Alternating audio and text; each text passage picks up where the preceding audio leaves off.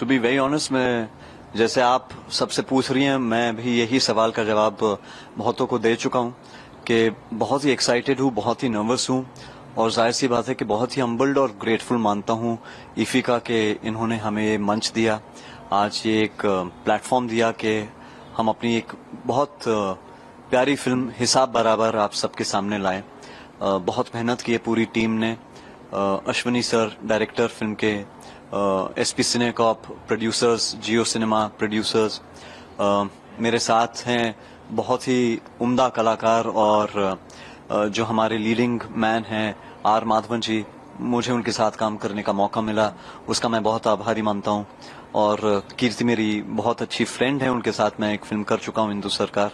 अब वापस करने का मौका मिला है ये फिल्म और मैं उनका बहुत बड़ा फैन भी हूं और बहुत मेरी अच्छी दोस्त भी हैं। तो साथ जाहिर सी बात है कि बहुत अच्छी हमने एक जर्नी इस फिल्म के जरिए लिव की है और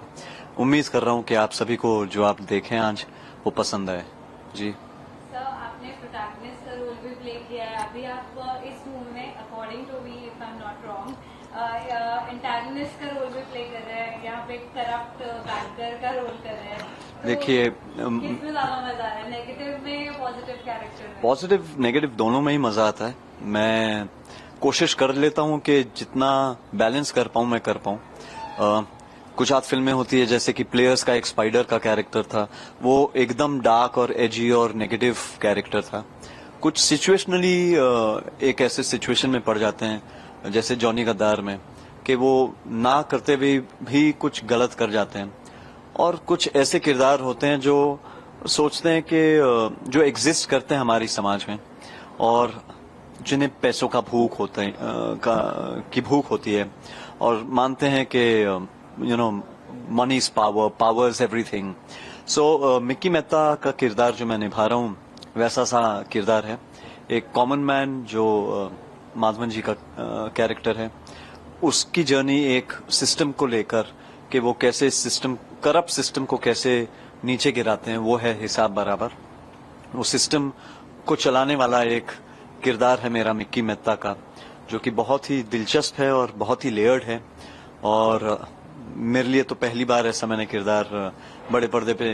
निभाया है, तो थोड़ा नर्वस हूं कि मेरे फैंस और मेरी जो ऑडियंस है उसे कैसे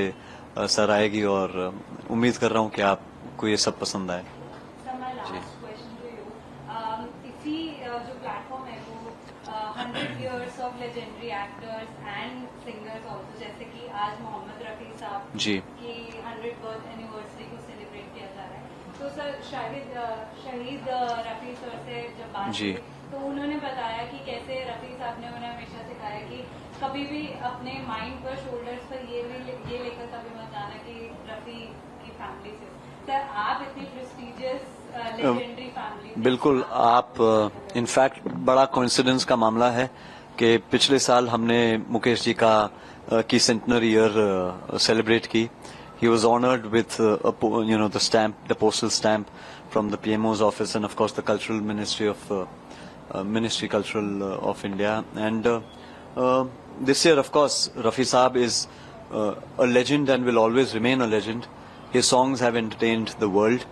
and it's such an honor that today we are celebrating his centenary year also. And for Shahid sir to mention that for his father, I can मैं समझ सकता हूं कि उनकी भावना क्या है, क्योंकि मेरे पिताजी भी वही चीज हमें